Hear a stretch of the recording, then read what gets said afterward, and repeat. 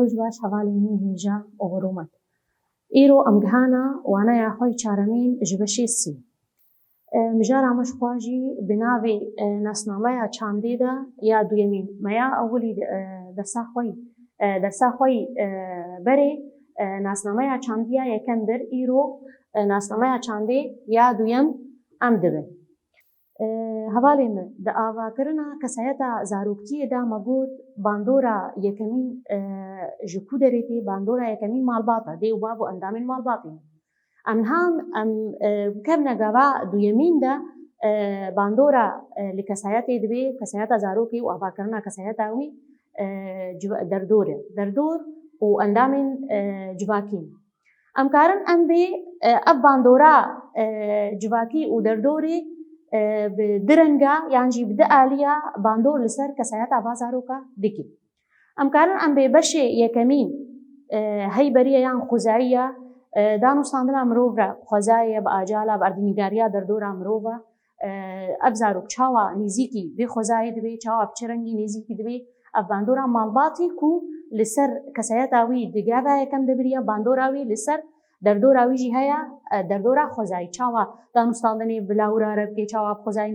nêzîktiya ku li xwezayê dike çawa bi çi rengî ye û beşê duyemîn ew aliyê duyemîn di endamê malbatê endamê civakê hevaltî hevalê dibistanê civaka derdora me çawa bandorê li kesayeta va zaroka dikin. Em karin bêjin em bê li vir giringiya rola dayîkê gelekî heye ku vî kesê ha ava bike bi rengekî rast bi rengekî durust bi rengekî ku ev kesê ha nêzîkî her tiştî bê hêjîkirin. Em karin em bê bi rastî em karin bê bi hevaltiyeka rast li vir ev xalê sereke ku di kesayeta mirova de werê avakirin di destpêkê de ev mirovê ha wê xwe di civakê de avakê bi rengekî rast û bi rengekî durust. Em karin bê bandora malbatê bi rengekî weke me gotî dersa me çûyî me got bi rengekî erênî û neynî çawa malbat hene got kesayeta va zarokan ava dikin bi rengekî xweş û bedew bi rengekî rast bi rengekî rastiyê di kesayeta we de ava dikin başiyê wana weke gulê ku tu av bidî û geş bikî wisa wa xwedî dikin. Hinek malbatin hene bi rengekî dîna bi rengekî deraw nav we de hene bi rengekî şer û pevçûn bi rengekî bi tundî nêzîkî bandora derdora xwe bibin hevalê xwe bibin acala xwezayê bi vî rengî jî hin malbatin hene bi vî rengî nêzîkî zarokê xwe dibin û bi vî rengî ew zarok jî dirabin yanî ew zarok jî bandora we li hevalê we heye bi rengekî neynî. Em karin em bê di vê de rola sereke di vê dayîk bi şîret û bi guhdarkirinê û bi rengekî xweşik û bedew nêzîkî zarokê xwe bê de ev kesayeta ha jî civakeke rast û durust ava dike. Em karin ha di vir de werin em bê dema ev pîvanê rast di kesayeta zarokê de werê ava kirin bi kesayeta wî de sincekî baş werê ava kirin sincên civakî çawa hej derdora xwe bikê hevalê xwe bikê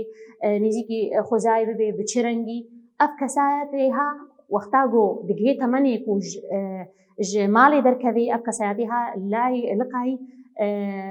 tiştine beyanî dibe ev tiştê hayî beyanî weke me got heval me got mamoste dibistan cara yekemîn di jiyana xwe de dibînê ev zarokê ha ji emirê malê derbas bû hate dibistanê me got ewe liqayî hevalê nû dibe liqayî mamoste dibe liqayî tiştê biyanî dibe. Got wexta ev tiştê hayî şîretê dê û bav şîretê dê bi taybet di kesayeta vî zarokî de werê ava kirin ev zarok zû bi zû xerab nabe naçên bilê va zarokên got nebaş hatine xwedî kirin. Weke meselan niha em karin mînakekê bêjin em bê ser paqijîn. Paqijîn ha ku zaroka li malê bi hêzeka gelkî xort hatibe xwedî kirin ser eno derdorayî paqij bê ser ew kesayeta paqijiya kesayetî serê wî aletûr şekirî bê cilê wî paqij bin tiştê xwe kaxezê xwe got yanî kaxezê xwe meselan ê deftera ê tiştê xwe neavêjî erdê wê ev kesê ha bandorê li hevalê xwe dî bike karê meselan şîreta wa bikê karê bêjî wa bê ev tiştê ha şaşa ev divê hûn qirêjê li derdora xwe çê nekin divê refê me paqij bê divê tawlê me paqij bin divê çekê me cil û bergê me paqij bin دبکو او شیرتا ل هوالی خوی دی بکی او باندورا وی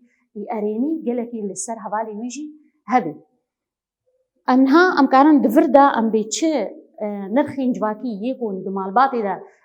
جالیه دی بتایبت هاتی آواکرند کسایت آوازارو کادا اف کسی هاجی باندورا خوا لسر زارو که هوالی خوا دکی و برنگه کی ارینی به چانده دنا با حوالا خود جی دچین ام کارن ام به ناسنامه امرو باند ورده گریدای ناسنامه جواکی جی پشتی کو زاروک دچید که ناوا جواکی دا باندورا که گل کی گریدان که گل کی ناسنامه جواکی بمرو وارا دیار دبی امها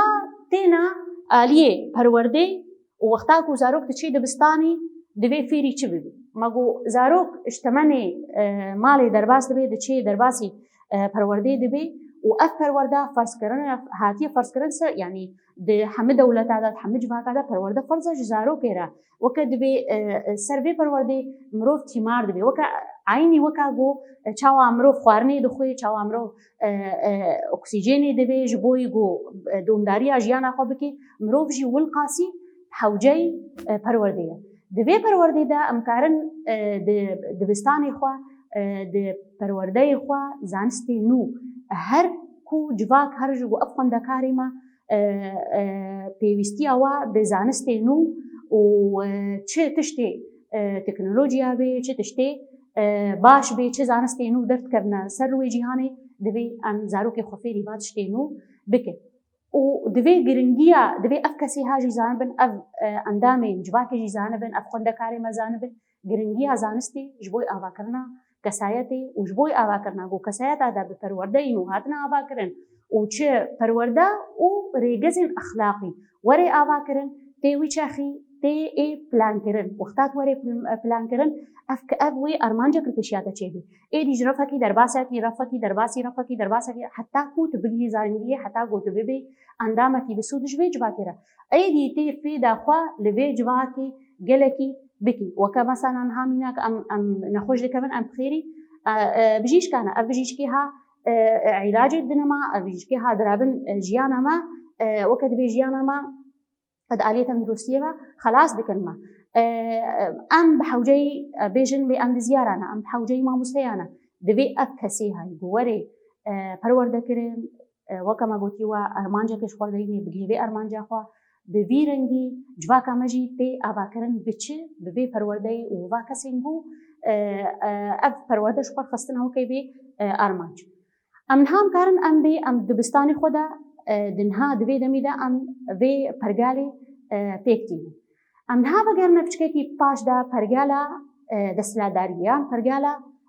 دولتی هیزین دستلادار چه ده پرورده خود آوا دکن لگوری برجواندی خوا لگوری ایدئولوژی خوا کسان و کسی جواکی سازمان کن چه پیوستی و برجواندی و هنه و کسی هم و اندامی جواکی لگوری خوا پرورده دیکن ازی سرطمایی سر جدابونا ناوا جواکی دا لسر دوربونا نرخین جواکی دا دوری چاندا خوا کردن وکنها چاندا ما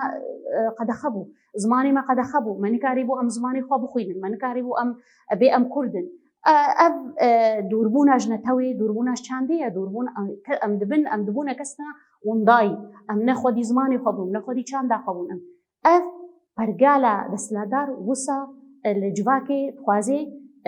پیک بینی و چاواجی پرانیا و دستلاداران و دولتان بری خود دیدن کی کو واشاش بکن و جواکی جری ببین بتایبت بری خود دیدن جوانان اف جوان اینها کو پیشروجی جهان آمنا پیشروجی جواک آمنا بری خود دیدن و وی جواکی خراج کن و گلکی بگلک تشتا موجود بکن گلک تشتا وکنها و نینی انترنتی کارم 24 ساعتا و فیلمی نباش ببینن و بکرنا انترنت یعنی بساعتها مروف خوشبیر دکن مروف ونداد غیر انترنت کبی دوری پرورده دوری جواکا خود کبی دوری دیو بابی کبی دوری باتشتی خوزایی خوش دکبی دوری ریگزین اخلاقی کبی افقاس دولت و پرگالا دولت یان دستلادار باتشتا باندورا خواه لسر جوانا دکن و با جوانا جرید بن و اب جوان ایدی سست بن نکارن جواکتی آوا کن نکارن ارمانجا کی بدنا پیشی خوا و بگهیجی نیدا اب دولت یانجی اب دسلادا ولو بباندور گلکی لسر جوانا دکن و رولاوا لسر جوانا بتایبت جبرگو جوان مگوتوا پیش روجا جواکی منا وعلى طول جي وكمكارن بيجن بيتي تفجري لنا تشتي نود خوازن تشتي كو خوازن فيري هر تشتي بنجلوما بري خودن باجوانا وباجوانا خوازن وكت بيرنجكي خراكرنك يلكي مظن وبباندور بكن وتشتي او بخوازن سري وادا تشين بو ابجبا دوري جباكا خوا دوري ريغزن جباكي بكن امكارن ام بيلفر ناسنامه چانديا دو يمين ما بداوي كر وانها ام مينا برسين خاندني ام بهوینا ام بهذرا دمك خوشي بقدم ها انا برسي خوي نخاندني چاره سركن يام جارما ناسنامه چاندي اردو برسامه يكمين چي دبيجي دبي دردورا جواكي بچ باندوري لسر كساياتا مروان دكي ام كارن بي برسوي بدنوا ام كارن بي گلك تايبتي چاندي جي جي دردورا خوا دگريجي وتي پجراندن ابا برسوا يكمين برسوا دو يمين پێویستە مرۆڤ لە دەبستانی فێری چێ ببێ ئەمکارم بێژنەوە ئەم بێ فێری زانستێ نو و سنجی چاندی دەبێ پرسامەی سیەمین هەڤۆ کێشاش و ڕاستن دەبێ ئەم ئێشاش سەرەڕاست بکن ناسنامەیە مرۆڤان گرێدای ناسنامەیە جوواکەیە ئەڤ ژی ڕاستە دەردۆرا جوواکی بە ئاوایەکی نەرم باندۆرێ لەسەر مرۆڤان دیکێ ئەڤ ژی ڕاستە جواکا ناسنامه امروان دیار ناکی افشاشا دبستان دستلاداران امروان لپیش دخن اف شاشا جبرگو دبستانی دولتی مروف لخرابونی و لهلوشاندنی راست کن ولفر امتنا داویا پرسین خاندنی از بهیوی ما ونزمین خیرو خوشید